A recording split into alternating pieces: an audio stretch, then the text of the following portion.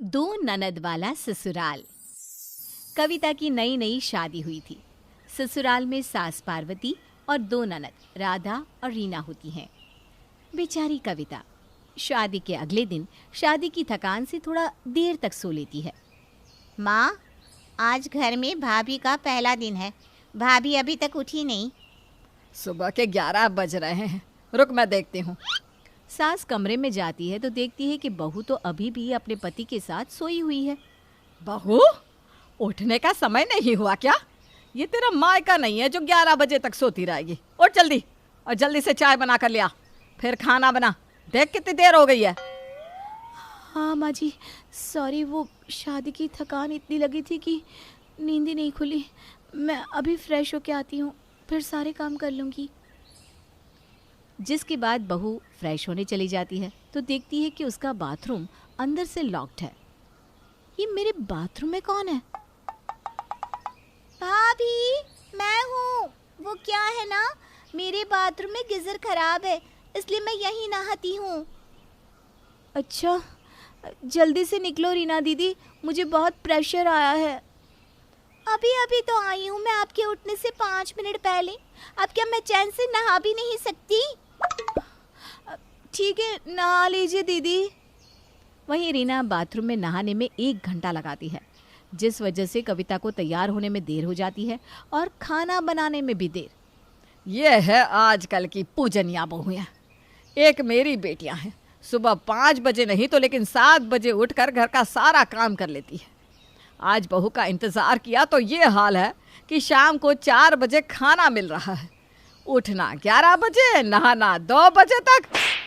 वो माँ जी, वो माँ जी क्या? मुझे कोई बहाना नहीं सुनना, समझी? वहीं शाम के समय, भाभी, एक गिलास पानी देना। दीदी मैं अभी सब्जी काट रही हूँ। तो वो काम रोका भी तो जा सकता है। वैसे भी पूरा दिन आपको किचन में ही रहना है ना। ये लीजिए पानी। अच्छा सुनो भाभी, वो सामने से टीवी का रिमोट पास करना। तो ऐसा बोलना था ना, पानी नहीं टीवी का रिमोट चाहिए था। ये लीजिए। एक टीवी का रिमोट खुद से नहीं उठा सकती। वहीं अगले दिन सास बहू की मुंह दिखाए रखती है, जहां मोहल्ले की सारी औरतें आती है। अरे वाह पार्वती बहन, आपकी बहू तो एकदम कोहिनूर है। सच में ऐसा लग रहा है कि कोयले के खदान में हीरो। क्या कहा? वो जुबान फिसल गई। मेरा मतलब था बहू बहुत सुंदर है। इसी तरह सभी बहू की मुंह दिखाई करती हैं और उसे ढेर सारे उपहार और शगुन के रूप में पैसे देती हैं। वहीं मुंह दिखाए खत्म होने के बाद कविता सारे उपहार और शगुन के पैसे लेके कमरे में चली जाती है। ये पैसे गिन लेती हूँ कितने हैं, फिर इसमें जो कम पड़ेंगे वो ऐड करके माँ जी को दे दूंगी।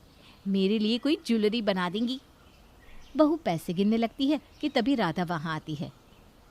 आपको शगुन में इतने सारे पैसे मिले भाभी? हाँ दीदी, मैं सोच रही हूँ कि इन पैसों में जो पैसे कम हो ऐड करके माँ जी को दे दो, ताकि मेरे लिए कोई ज्वेलरी ही बना दे। नाइस, अच्छा है। फिर राधा पार्वती के पास जाती है। पता है माँ, भाभी शगुन के सारे पैसे हाथ में लेके हवा ले रही थी। कहती है अपने शगुन का 1 रुपया मैं अपनी सास को नहीं दूंगी। जब मैंने पूछा कि क्यों, तो कहती है मेरी मुँह दिखाए के पैसे हैं। हाँ तो सही तो कहा, क्या गलत कहा उसने? उन पैसों को अपनी माँ को देने के लिए कह रही थी भाभी, ताकि उनकी माँ उन पैसों से खुद के लिए ज्वेलरी बनवा सके। क्या? रुक, अभी बताती हूँ उसे। तभी बहू वहाँ आती है। माँ जी, ये लीजिए पैसे, इससे मेरे लिए ज्वेलरी बनवा देंगी आप? ठीक है बहू। फिर बहू काम में लग जाती है। ये तो मुझे पैसे देके चली गए। हाँ, तो दीवारों के भी तो कान होते हैं ना, सुन लिया होगा शायद। वहीं शाम को, कविता चलो जल्दी से तैयार हो जाओ, आज हम पिक्चर देखने चलते हैं। ठीक है। बहू घर के सारे काम जल्दी से निपटाकर एक हॉट सी मिनी ड्रेस पहनकर तैयार हो जाती है। कहाँ चली भाभी? अब तुम्हारे भैया के साथ आज मूवी देखने जा रही हूँ। टेंशन मत लेना, खाना बना दिया है आप लोगों के लिए। वैसे आपकी ये मिनी ड्रेस काफी हॉट है। थैंक यू दीदी। फिर कविता अपने पति के साथ पिक्चर देखने चली जाती है। देखा माँ, भाभी कितनी हॉट सी ड्रेस पहन कर गई भैया के साथ, यूं मिनी सी ड्रेस। घोर कलयुग आ गया है। आजकल की बेटियां घर में सूट में ढकी, वहीं बहुएं ये छोटे छोटे कपड़े पहनकर घूम रही है। जिसके बाद सास को कविता पर बहुत गुस्सा आता है। इसके बाद वो बहू के कमरे में जाके अलमारी से उसकी सारी मिनी ड्रेस निकाल लेती है। राधा और रीना, दोनों इसे बाहर फेंक दो। माँ, कपड़े कितनी मुश्किल से आते हैं, ये हम दोनों आपस में बांट लेते हैं। ठीक है। वहीं अगली सुबह राधा अपनी भाभी का मिनी ड्रेस पहनकर उसके सामने आती है। अरे दीदी, क्या कमाल की बात है, ये ड्रेस तो बिल्कुल मेरी ड्रेस से मैच करती है। मेरे पास भी ना सेम टू सेम ऐसी एक ड्रेस है। ये आपकी ड्रेस है भाभी। कल माँ आपके ऊपर बहुत गुस्सा थी कि नई बहू होके मिनी ड्रेस पहनकर आप बाहर घूमने गई थी, जिस कारण माँ आपकी सारी ड्रेस फेंकने जा रही थी। लेकिन वो तो अच्छा हुआ कि हम दोनों ने मना कर दिया, जिसके बाद उन्होंने हमें दे दी ये ड्रेस। वैसे भी आपको पहननी होगी तो हमसे ले लेना भाभी। अब मैं क्या तुम्हारी उतरन पहनूंगी? बहू गुस्से से वहां से चली जाती है। ऐसे ही दिन बीतते हैं। दोनों ननद हमेशा भाभी और अपनी माँ के बीच में आग लगाने की कोशिश करती। घर का कोई काम नहीं करती और ऊपर से हमेशा अपनी भाभी को परेशान करने का मौका ढूंढती रहती। भाभी, आपकी लिपस्टिक की शेड कौन सी है? ये देखिए, ये वाली है। ओ, ये तो सेम मेरी वाली जैसी है। क्या मैं ये लगा लूं भाभी? एक्चुअली मेरी लिपस्टिक खत्म हो गई है। आप इसे रख लो, मैं दूसरी ले लूंगी। वहीं रीना रोते हुए माँ के पास जाती है। अरे क्या हुआ बेटा, रो क्यों रही है? भाभी और मेरी लिपस्टिक का शेड एक ही था, तो मैंने उनसे उनकी लिपस्टिक लगाने को मांगी, तो उन्होंने मुझसे कहा ये तुम ही रख लो, मैं नए ले आऊंगी। अरे तो इसमें क्या हुआ? इसमें क्या हुआ? माँ, आप ये कह रही हैं अपनी झूठी लिपस्टिक वो मुझे देकर नई लाएंगी? क्या मैं उसे झूठन दिखती हूँ कि अपना झूठा ही वो हमें दे? उनके उतारे कपड़े पहने हम, अब उनकी झूठन लिपस्टिक भी लगाए हम। इस बहू की तो। तभी बहू वहां आती है, जो कि अपनी ननद की हरकत देख रही होती है। जी माँ जी, आपने बुलाया? अब आई गई है तो सुन ले। तूने मेरी बेटियों को क्या समझ रखा है? हर समय तू इन्हें नीचा दिखाने की कोशिश करती रहती है। मैंने कब नीचा दिखाने की कोशिश की? मेरे कपड़े तो जलन के मारे आपकी ही बेटियों ने आपस में बांटा था, भूल गई?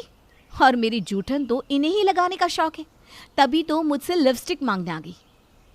और अब आपको झूठ झूठ बोल रही है। इस तरह सास बहू में दोनों ननदों को लेकर बहस हो जाती है।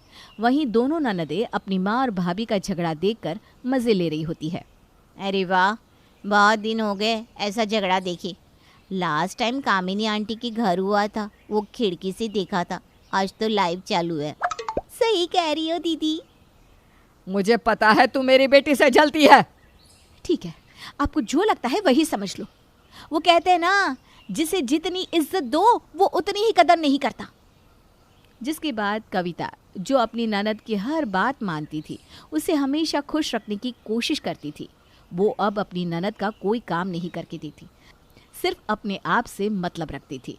जिस कारण अब दोनों ननद को अपनी गलती का एहसास होता है, लेकिन उन्होंने खुद अपनी भाभी के मन में खुद के लिए इतना जहर घोल दिया था कि उनकी कविता से माफ़ी मांगने की भी हिम्मत नहीं थी।